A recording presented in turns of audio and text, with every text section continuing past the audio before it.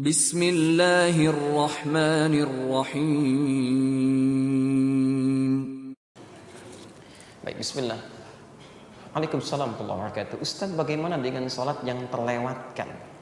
Apakah kita ganti di hari lain atau bagaimana? Pertanyaan pertama, bukan ini pertanyaannya. Pertanyaannya, kenapa bisa kelewat sholat? Itu dulu. Baru dijawab. Ya. Karena kaidah pertamanya yang ketika disebutkan oleh Al-Quran bukan kelewat sholat, ya, adalah menjaga waktu sholat. Quran surah kedua ayat 238. Yang tersambung mohon ditangkap dulu oleh admin untuk bisa kemudian dituliskan atau bisa ditangkap dulu, kemudian kita sambungkan supaya tidak terputus jawaban ini. Quran surah kedua ayat 238, posisi paling kanan sebelah atas. Hafizu 'alas sholawati was sholatil wusta wa qumu lillahi qanitin. Hafizu 'alas sholawat. Perhatikan, jaga betul waktu-waktu sholat itu. Dan kalimatnya menggunakan alif, hafizu. Ya. Beda dengan hafidha yahfazu dengan hafadha yuhafizu. Itu lain. Jadi ada hafidha begini. Orangnya disebut dengan hafiz. Ada hafadha. Orangnya disebut dengan muhafidh.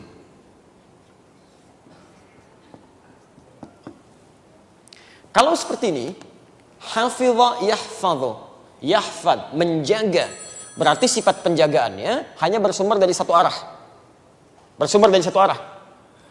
Kenapa penghafal Quran disebut hafidh? Walaupun pada asalnya penghafal Quran tidak disebut dengan hafidh, tapi hamil. Ya, hamila yahmalu, hamilal Quran. Hamilatul Quran, hamalatul Quran. Jadi orang yang mengandung Quran dalam dirinya, bahasa kiasan. Hafidh itu asalnya untuk penghafal hadis yang sudah hafal 100.000 hadis dengan sanadnya, disebut hafidh. Tapi kemudian kalimat ini menjadi meluas dan disamakan antara penghafal Quran dengan penghafal hadis. Asal kata hafidhah bukan menghafal, tapi menjaga apa yang telah didapatkan. Jaga. Ini sifatnya cuma dari satu arah. Ya. Kalau saya misalnya menjaga handphone saya jaga begini, saya pegang. Saya katakan, ana hafidhun naqali, saya jaga handphone saya. Jelas? Tapi kalau kalimatnya menggunakan alif, hafadha, yuhafidhu, hafidh, itu bermakna saling. Ada makna muawanah di situ, saling. Kalau saling itu satu arah atau dua arah? Dua arah, nggak mungkin satu arah. Saling sapa, yang nyapa satu aja, yang satu enggak, mustahil. Saling bersalaman, pasti dua orang, nggak mungkin seorang, pasti dua orang. Di sini kalimat menjaga waktu sholat menggunakan kata hafil dan bentuknya jamak.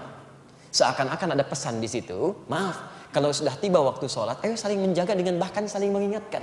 Bukan hanya untuk Anda, tapi untuk orang lain. Bapaknya ingat waktu sholat, anaknya belum tentu. Ketika bapaknya ingat, anaknya kasih tahu. Bapaknya ingat untuk ke masjid, masya Allah. Yang lain pun ayo ingatkan lagi. Makanya ketika Nabi akan bangun bahkan dalam salat sunnahnya, istrinya diingatkan, menantunya bahkan Ali bin Abi Thalib radhiyallahu taala anhu diingatkan, Fatimah diingatkan, keluarganya diingatkan untuk sekedar salat sunnah saja.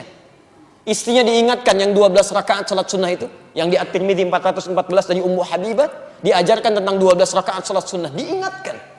Jadi dalam salat sunnah saja, Nabi selevel Nabi, Rasul, jelas surganya, tingkat paling tinggi, pemimpin umat, panglima tingkat tinggi, masalah salat sunnah saja bisa mengingatkan. Anda bukan Nabi, bukan Rasul, panglima bukan, presiden bukan, surga belum jelas sampai malam ini, amalan berantakan, hisab masih menegangkan, jangankan yang sunnah, urusan salat fardu masih masing-masing saja.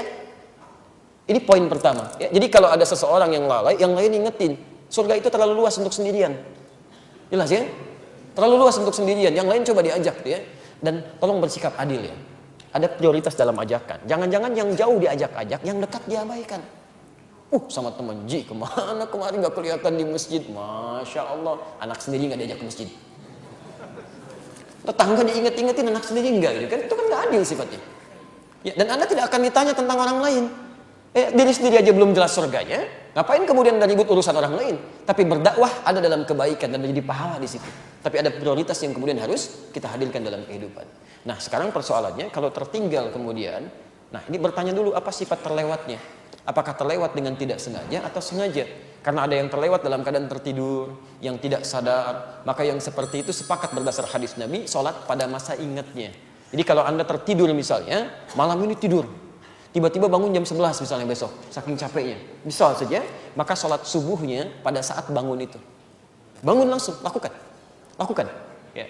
Nah sebaliknya, kalau persoalannya ada pada pengabaian, ya, maka itu pertama mengandung unsur maksiat, dosa dia. Mengabaikan sholat dosa. Saya ulang, mengabaikan sholat dosa. Tapi kalau cuma tertidur dia nggak dosa. Kecuali sengaja dia melalaikan itu dosa. Maka pertama yang dilakukan bukan berpikir mengganti sholat dulu. Dia harus bertobat dulu kepada Allah dari dosa yang pernah dilakukan. Cara tobatnya ada di Quran surah keempat An-Nisa ayat 17 sampai ayat ke-18. Ya, nanti cek sendiri bagaimana caranya. Innamat taubatu 'ala Allahi lil ladzina ya'maluna su'an bi jahalatin tsumma yatubuna min qarib. Orang-orang yang berbuat salah itu diberi kesempatan oleh Allah untuk bertobat. Tapi ingat kata Allah, tobat yang diterima itu ada spesifikasinya. Cuman ini yang saya terima, yang lain enggak kata Allah. Yang diterima satu adalah tobat yang saat melakukan dosa itu dia tersadar salah seketika dia bertobat. Jadi kalau teman-teman misal pernah berbuat salah, kemudian ada suara hati yang mengingatkan Anda cepat bertobat, Anda terfikir itu rahmat Allah sedang diturunkan, jangan tinggalkan. Gak ada manusia suci, ya, gak ada. Semua orang mungkin pernah berbuat salah dalam hidupnya.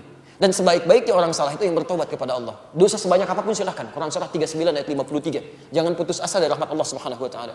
Qul ya ibadiyalladzina asrafu ala anfusihim. Katakan Muhammad pada hambaku yang berlumur dengan dosa, la taqnatu min rahmatillah. Jangan putus asa dari rahmat Allah. Ada orang pernah bunuh 100 orang. Bunuh 100 orang, bayangkan. Sikapnya buruk. Tiba-tiba dia ingin bertobat, pindah tempat jalan. Di tengah jalan meninggal, belum sampai ke tujuan. Tiba-tiba turun berita. Dengan dia bertobatnya, dosanya diampuni. Dengan dia berangkatnya, pahala didapatkan dan masuk surga. Sampai turun ayat di situ Quran surah keempat An-Nisa ayat 100 untuk mengisahkannya. Ayat 100. Membunuh 100 orang, bertobat kepada Allah, diampuni dosanya, bisa masuk surga. Anda pernah bunuh orang? Ada yang pernah bunuh orang di sini? Anda nggak pernah bunuh orang, masya Allah. Perbuatan alhamdulillah sampai hari ini banyak kebaikan. Masa nggak bisa masuk surga? Maksimalkan, berubah. Mau sampai kapan lagi? Ya.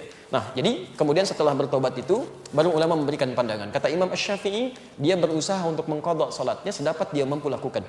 Jadi begitu dia selesai salat zuhur, tunaikan, kejar lagi yang sebelumnya. Dia niatkan untuk mengganti yang lalu. Berdasarkan perluasan dari hadis tadi. Jadi kalau ada orang tidur bukan karena tidurnya, tapi terlewatkan salatnya, maka diambil kemudian oleh Imam Asy-Syafi'i sebagai dalil ini. Kata Imam Ahmad dan sebagian yang lainnya, nggak ada qadha salat yang sengaja terlewatkan. Itu hanya bisa ditutup dengan taubat. Karena ilatnya beda. Kalau yang pertama itu tidak sengaja. Kalau yang kedua sengaja mengabaikan. Maka cara menutupnya bukan mengganti tapi taubat dulu. Setelah itu perbanyak dengan amalan-amalan sunnahnya. Keduanya adalah bagian dari ijtihad yang paling terpenting. Jika sudah ada dorongan untuk berbuat baik dan berubah, pertahankan itu, isi dengan meningkatkan ibadah. Dan semoga Allah memberikan kemuliaan-kemuliaan. Allahu a'lam bishawab.